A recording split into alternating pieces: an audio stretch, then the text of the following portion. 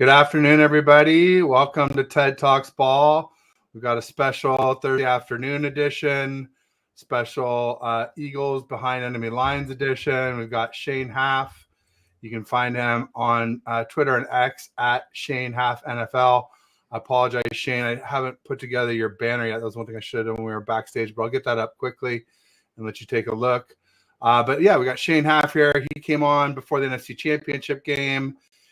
And then we've been kind of bantering back and forth on the timeline ever since. And, happy to have you. It looks like maybe game of the year here between our two teams, looking like two of the best teams in the NFL. I'd say the Ravens are kind of up there too with us. And then the tier below, I put like Chiefs and, their defense. This is not a championship defense to me, but maybe we'll see. Yeah, the Dolphins defense has come on a little bit in recent weeks. I had the Ravens pegged as a Super Bowl favorite in the AFC, and I'm not sure. I haven't recalibrated to the Mark Andrews injury yet. That's a big blow to them. So how bad was it? I didn't even know. He's out for the year. So oh god, yeah, 2 weeks ago I think it was a fractured ankle. He's out for the year, and so only one game sample size without him so far, but. That one's kind of devastating for the Ravens. I mean, and you didn't bring me on to talk about the Ravens. The Lions, I think, are definitely a step behind the Cowboys, 49ers, Eagles. I've been saying for a while on Chalk Talk that I think the Lions are not as good as their record indicates. Their defense has really struggled since week 7. They rank 32nd in both EPA and success rate. So I still think, like, as fun as the Lions are, I still think the Lions might be a year away. And we saw them struggle with the Bears and then lose to the Packers on Thanksgiving. So it really does feel like a 3-team race in the NFC, and I think a 2-team race in the AFC right now. Between the Chiefs and Ravens, you're saying? Yeah, I think so. Yeah, I mean, the Bills are just so banged up on defense. Losing Tre'Davious White, losing Matt Milano is another crushing blow. Daquan Jones, I mean, that's not crushing, and they did get Von Miller back, but yeah, they're struggling, and Josh Allen's struggling a little bit. He's constantly trying to do too much. I feel bad for him. I definitely think he's an elite QB, but we only have one elite weapon in Stephon Diggs. Same thing with Mahomes, only having one elite weapon in Kelsey. It really ties your hands of what you can do. That's what happens when these big contracts kick in. It's probably something the Eagles we'll be looking at as Jalen Hurts' contract really starts to bite, because I don't think it's really hurting you all this year much, right? No, and Jalen Hurts' contract is kind of nice.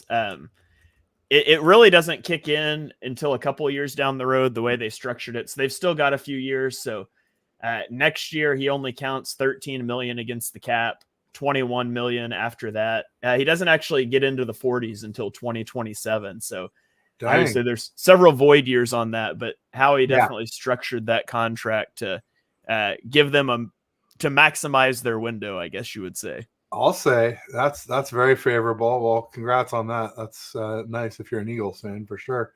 Real quick, just want to start out with the chat here. We got Nancy Cameron in the house. She says, ready for your next episode. She was the first member of TED Talks Ball channel. I am now got the first level of monetization on YouTube. So thank you for that. But then Nancy, $20 super sticker or super chat. It must be a sticker because there's no chat behind it. Wow. Super generous. She says it's great entertainment for $20. I hope I can live up to that. I hope Shane and I can. It's a lot of pressure, but we'll do our best. But thank you. And Nancy's contributed before too, with super chats and whatnot. So Nancy, killing it. Thank you so much. Red Jet Shaw, second member of the channel. She's also done some great super chats and super stickers herself. Saying hello and Chain. And they're just saying hi to one another. And she says, you can do it. Thanks, Nancy. I appreciate it. So as far as, the game this Sunday, a lot to talk about. But like somebody asked on one of my shows, I've done a lot of shows with Eagles creators this week. I had Mitch Kofsky on, Ryan from BSing Sports, John Vogel, who's a draft expert also. And then earlier today, wow, I'm moving so slow here. I think I should have had a coffee. afternoon coffee. Earlier today was King DV, who's been a great guest on the show. So a lot of Eagles input. And then I think tomorrow I'm going to get Load B Capo on, who's sort of more of a spaces expert than a YouTube guy. But bottom line is, one thing that came up was like, what do the Niners have to do to win? What do the Eagles have to do to win this game? Shane, in your opinion? Yeah. So I guess I'll start with what I think the Eagles have to do to win that game. It's going to be a tall task for the Eagles. Obviously, they're coming off of an overtime game against the Bills.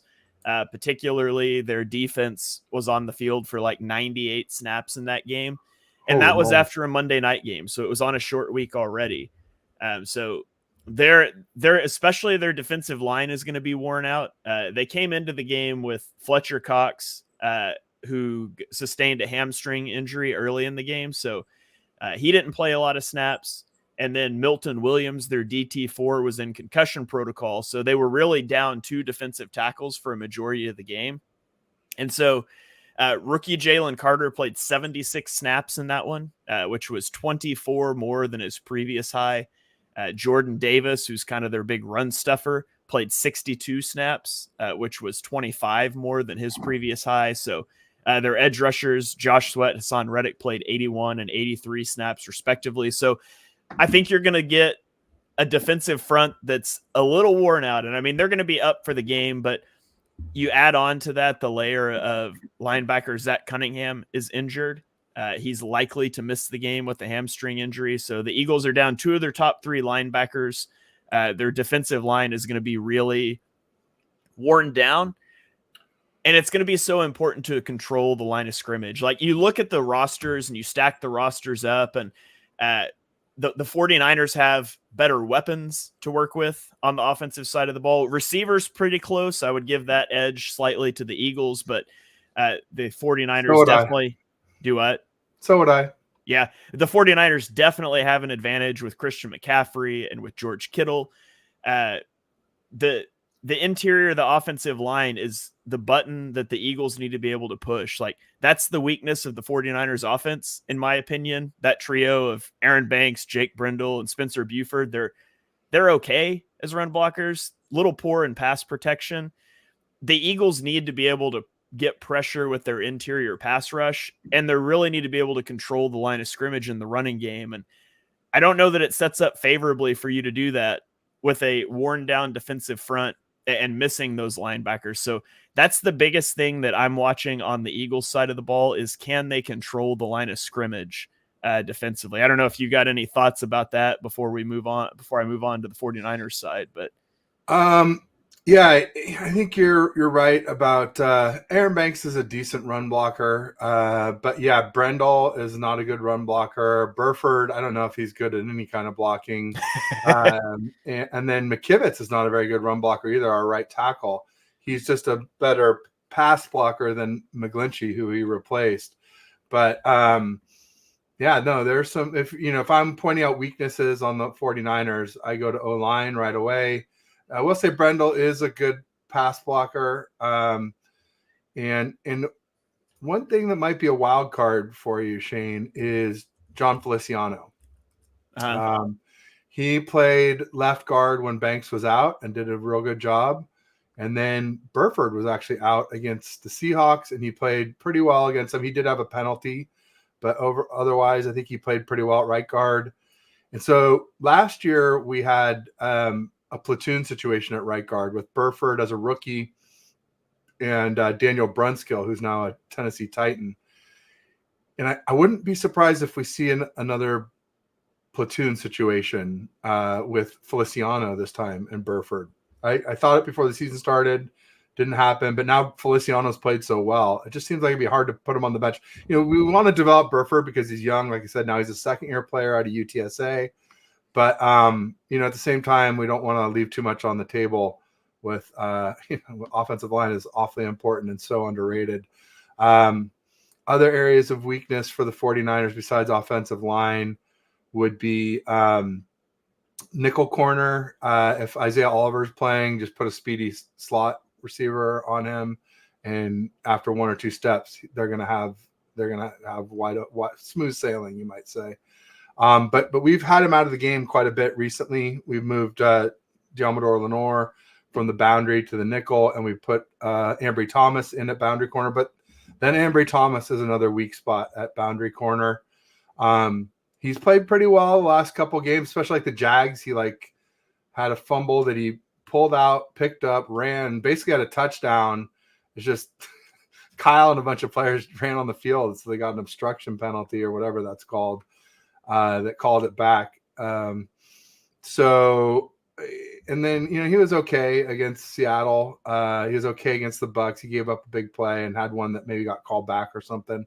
But I'd say that's a weak spot. And then the big wild card is strong safety with Jair Brown, who's our rookie from 23, our first overall pick at number 87, because we had used up our first and our second, first on Trey Lance and our second and third on CMC.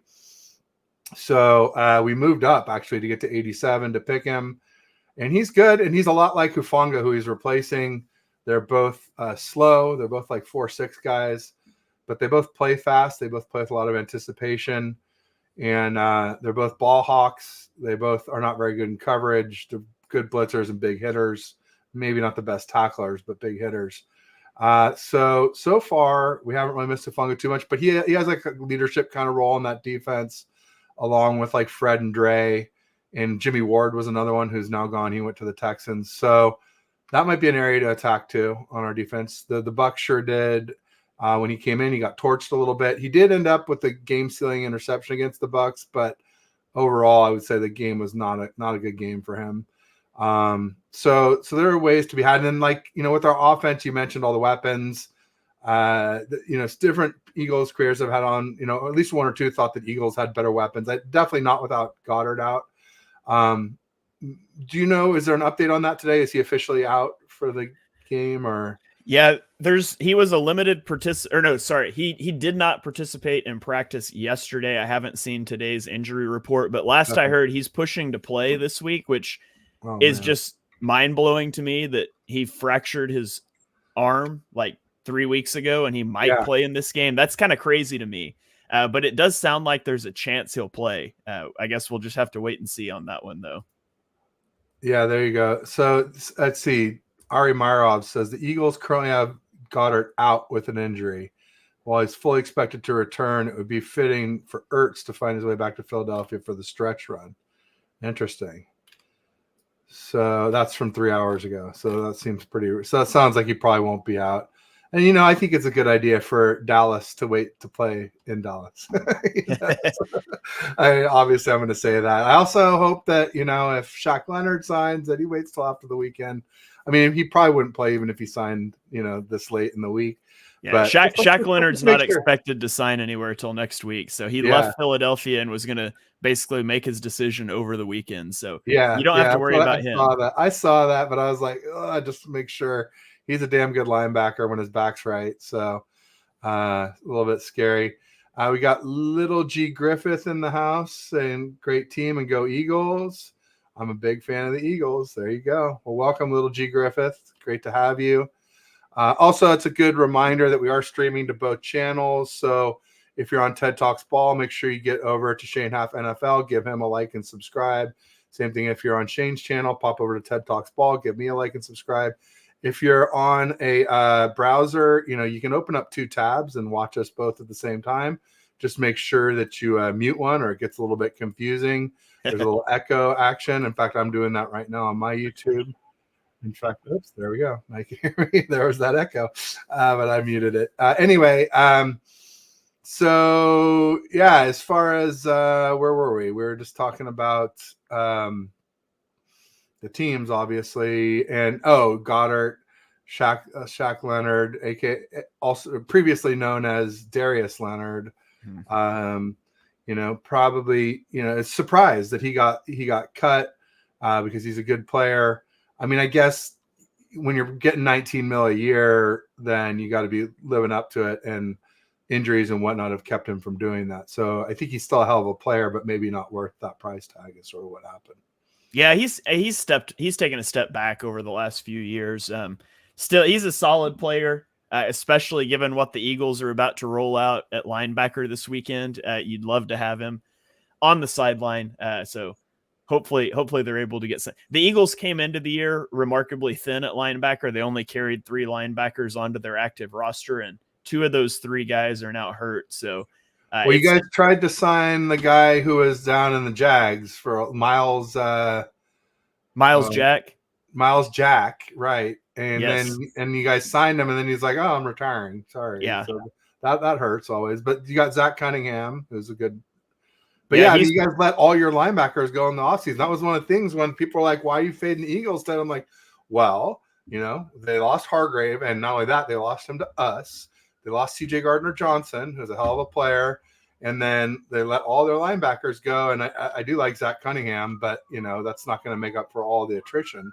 And then I guess he's dinged up. You just said he's definitely not playing this week. Not definite, but he's trending towards out. He injured his hamstring in the Bills game. Oh boy. Well, I never root for injuries, even for teams I hate. So I hope he has a speedy recovery. Absolutely. And just, Eagles are not my most hated team, though. Even like last year in the NFC Championship, I think I told you, Seahawks still are the number 1 hated team for me. Cowboys, just because there's so much more history there. But the Eagles are coming up fast. I think you guys have passed the Chiefs, who I hate a lot from that Super Bowl. So you guys might be pretty squarely my third most hated team. So that's always a good thing.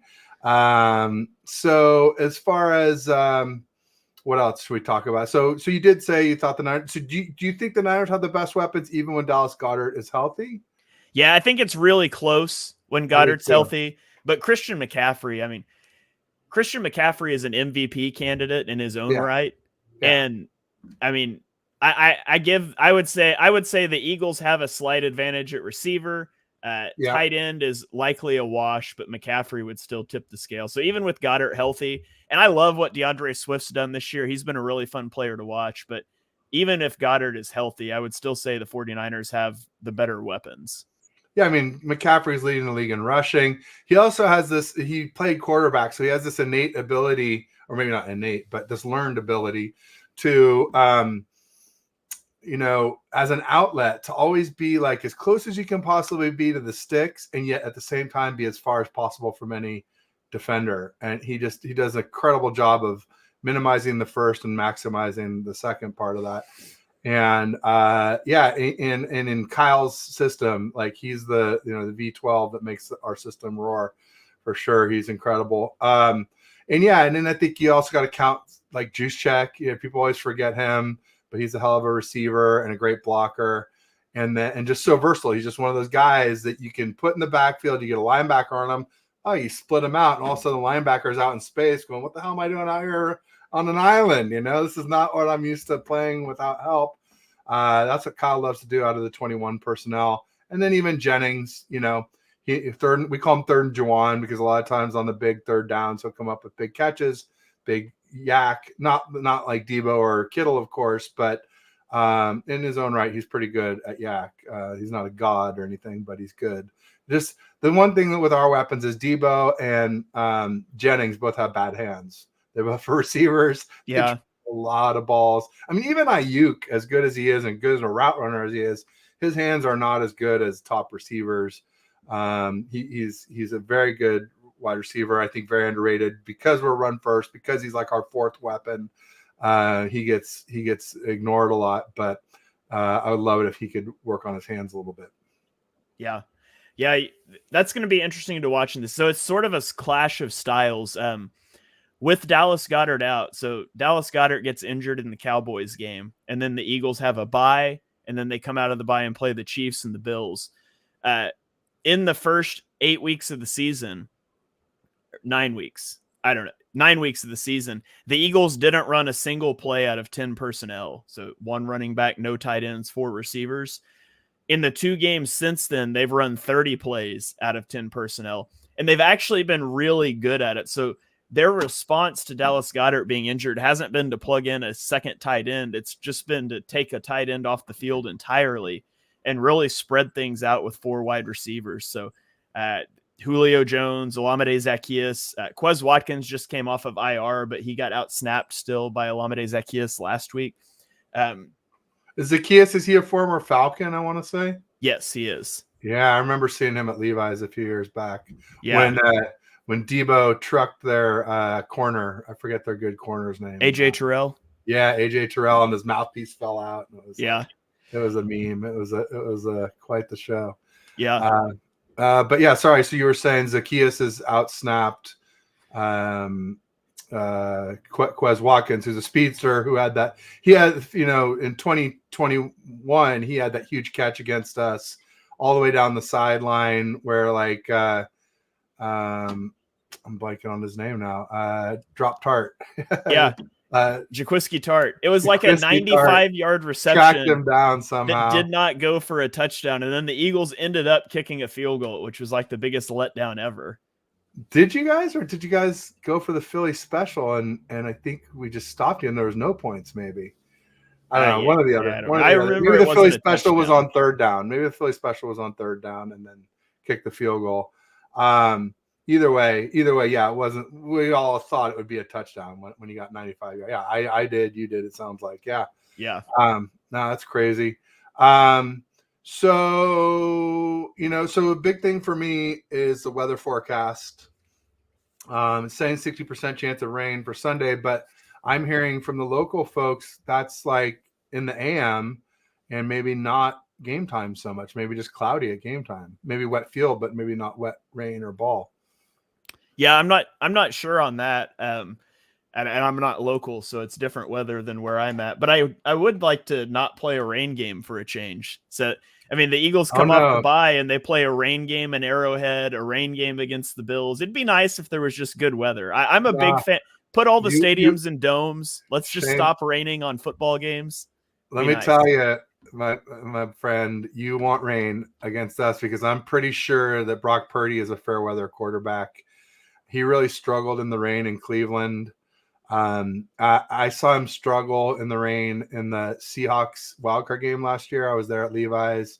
Rain before the game, rained in the first half, and the sun came out. The field dried up and the ball dried up, and he just torched them in the second half, including even would have torched them even worse except for Ayuk dropped another a touchdown that would have made it even more dominating. So, I mean, I hear what you're saying about it's a pain playing in the rain, but I think it favors the Eagles. Yeah. I honestly was saying my prediction for the game was 2017 Niners, and I think if it's raining, I'm going to switch it to 17-20 Eagles one. Yeah. Well, I mean, maybe we'll just turn the sprinklers on then if that's the case, especially when the 49ers are on offense. You remember the old Buffalo Wild Wings commercials where they would flip the switch and the sprinkler pops up and trips the guy?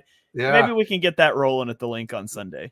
There you go. That was a great commercial. Good times.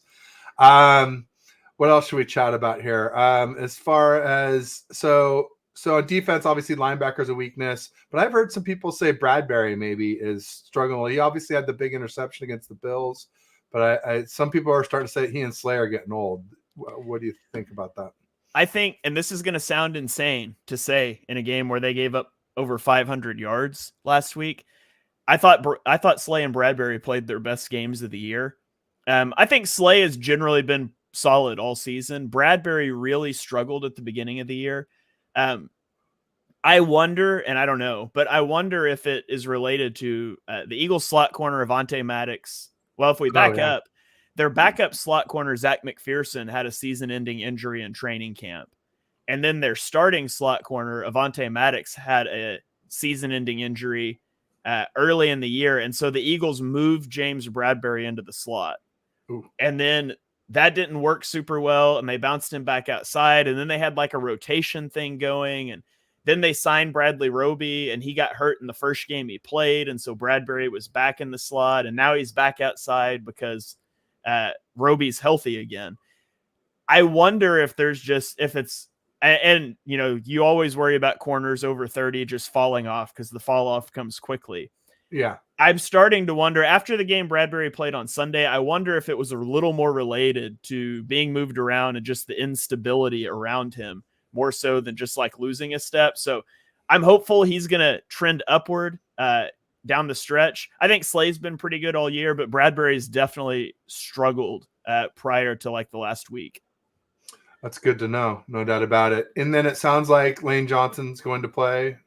Yes. Now, granted, it sounded like Lane Johnson was going to play last Sunday morning.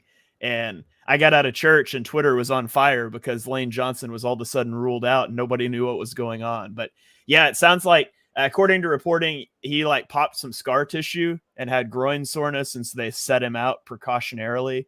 But he's fully expected to go this week. Oh, man. All I know is I just better not hear he has the mind of a center, from Greg Olson if he's calling the game this week. Killed me. That killed me in the NFC Championship game. And then they did it again in the Super Bowl. I'm like, Greg, stop it. Stop doing that. He's false starting, man. Just call it what it is. But, hey, what are you going to do? Any advantage you can get. And he's definitely one of the best. No, he's the best right tackle in football. He's one of the best O-linemen in football, right? I mean, him, Trent Williams. It's a short list. I mean, I think Kelsey is on that list. There's a few guys that are just ridiculous. Zach Martin for the Cowboys. Yeah. Wild. So I think he'll play. I think they were just making sure that, the Bills, if you lost to the Bills, not a big deal. It's out of conference, not as big a deal as losing to the Niners. So I think that's what, especially also the head-to-head type of thing, implications.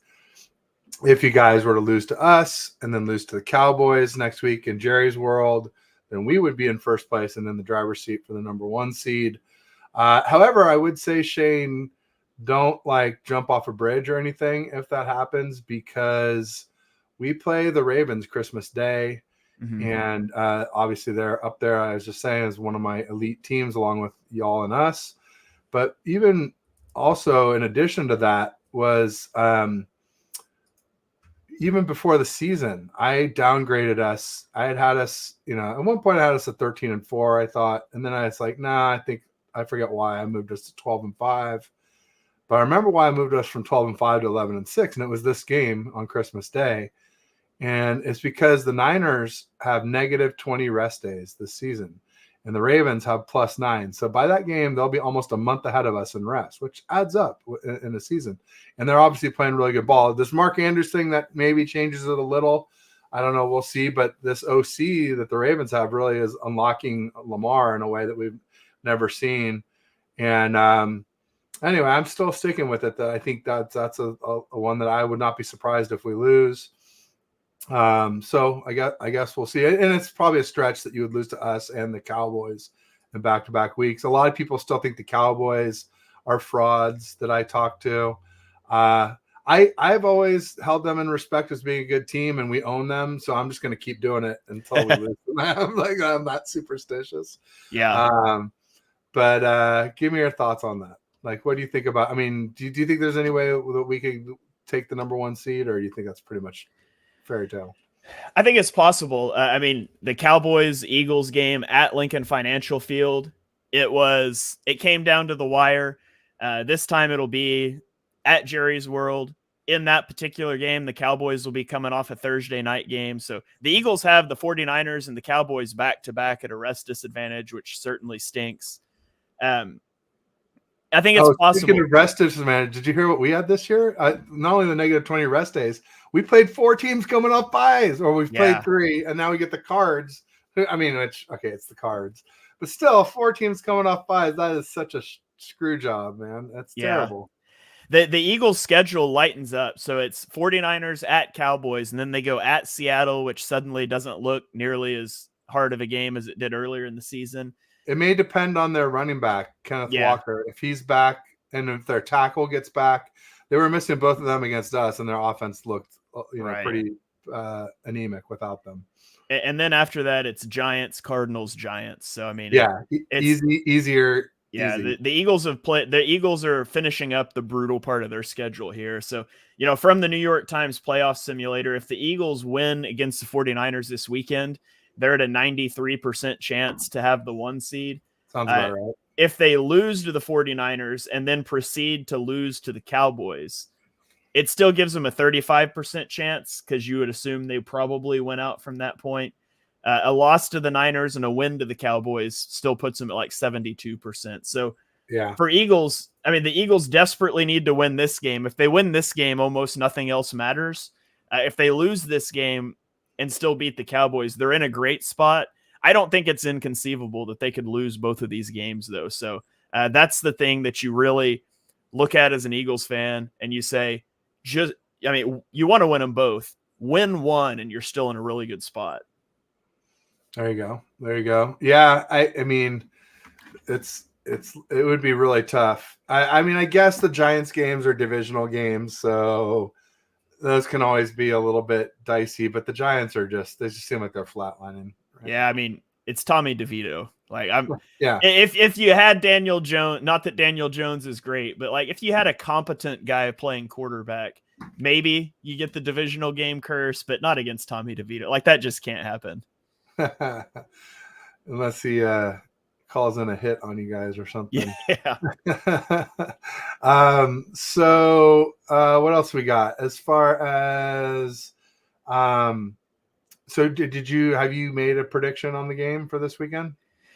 Yeah, so I do a Tuesday night show every week called Birds of the Round Table. It's kind of a roundtable podcast with some other Eagles podcast hosts. And I look at this game and I look at the 49ers coming off a couple extra days rest, the Eagles coming off an overtime game, and the state of their linebackers and all that. And like everything tells me I should pick the 49ers in this game.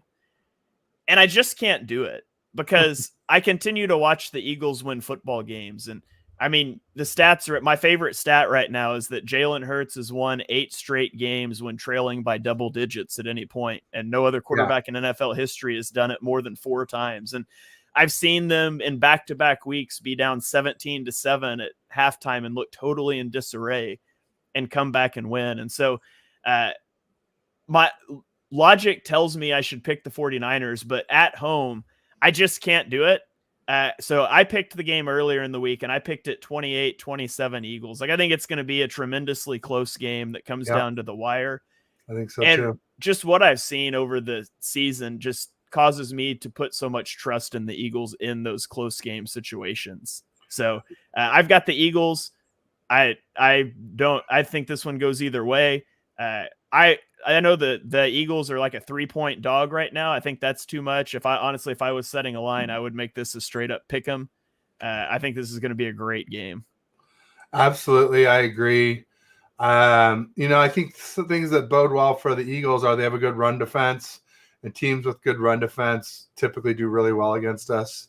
So even though the rest of the defense maybe isn't feeling as strong, if you can stop the run, then that's what everything keys off of for us.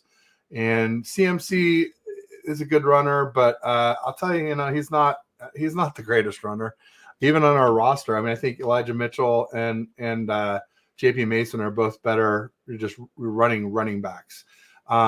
He's just so versatile and with the catching and whatnot, and he's hard and he's elusive. But as far as I've been saying all along that I think that, if it's like, back and forth and like any kind of shootout or anything like that, I think that the Eagles will win. I think that we're front runners and, we play really well when we have a lead and we're good at getting leads and keeping them. But, we don't win close games. We haven't this season. And we haven't really with Kyle. Kyle kind of clinches up when things get close or we get behind. That's not what we're good at. So if that does happen, it's a chance for Brock Purdy to kind of prove that he can do that. So I look at that as an opportunity, but I don't think it's likely. I think that, a lot of rain or us having to play a back and forth game or come from behind does not bode well for the 49ers. So when I say 2017, I'm saying I think we go out to a lead and you all claw your way back. You just don't quite get back. Was sort of how my prediction went there because, I don't know. The Eagles are a hell of a team. I think Jalen Hurts is a better quarterback than Brock Purdy.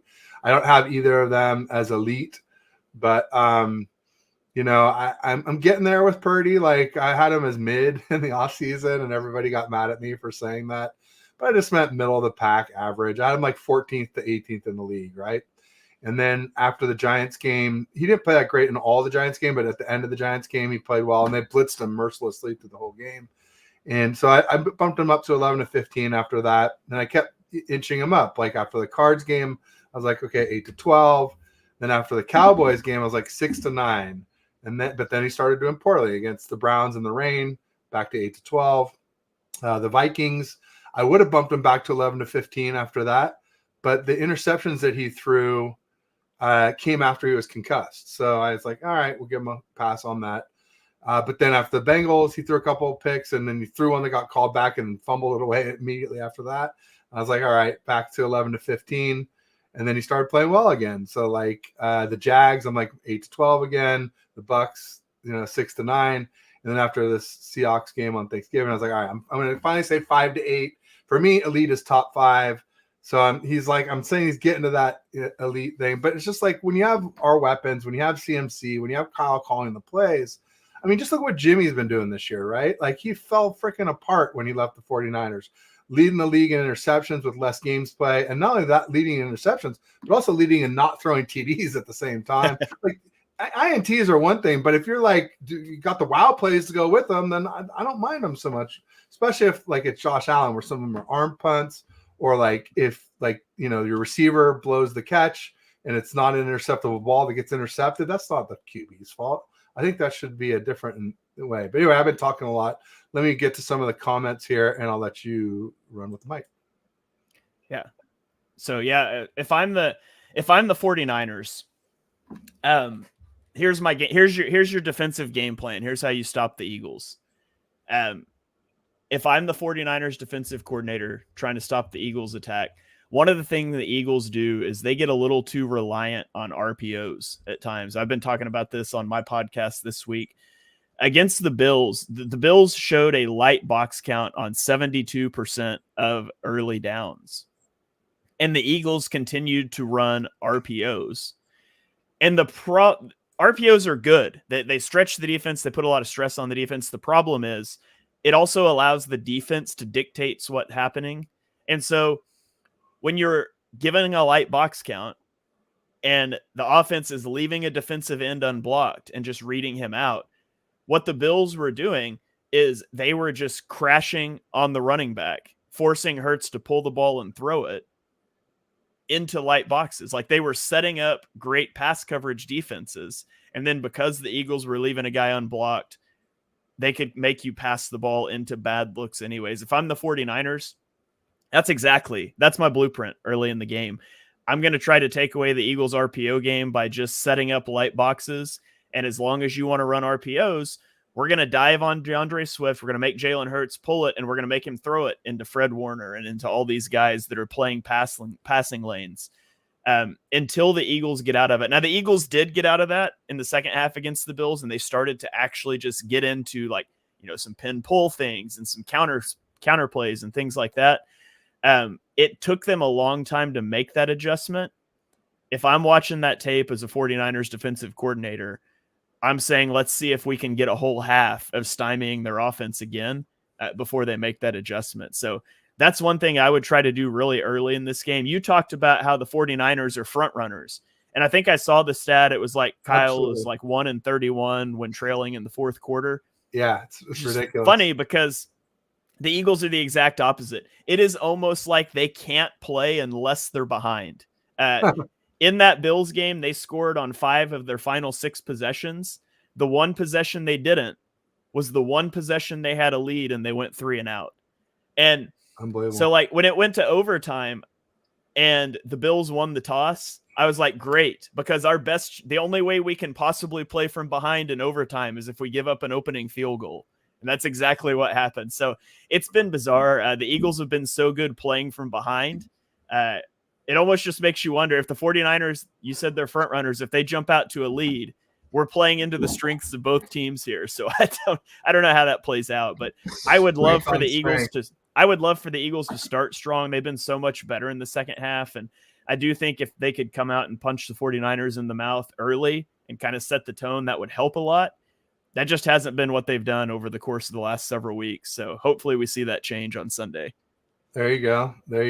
Yeah, it's kind of interesting. No matter how it works out, like if we jump out to lead, that's strength on strength. If the Eagles jump out to lead, that's weakness on weakness. So it's like it's going to be interesting to see how it all plays out for sure. Stoppable force meets movable object. Yeah, exactly. Bobby Murphy in the house says I'd highly recommend not using a backup tight end to block Reddick.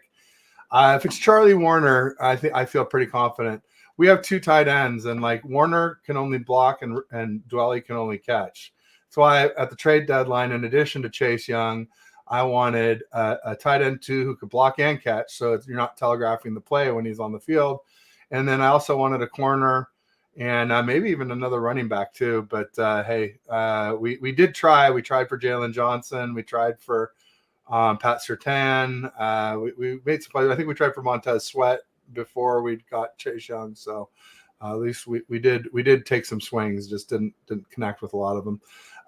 Real quick, I want to say Steve O's Customs is in the house. He's saying 2017 is a good prediction. Got Marco V in the house saying Ted Sunday can't come sooner. Pump this game. Hopefully both teams come out of it healthy.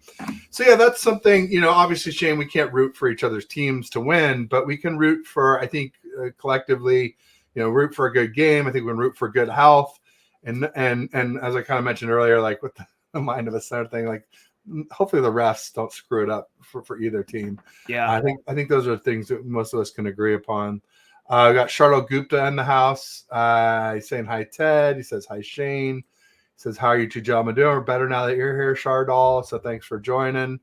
He said Juice Check will be a beast this game.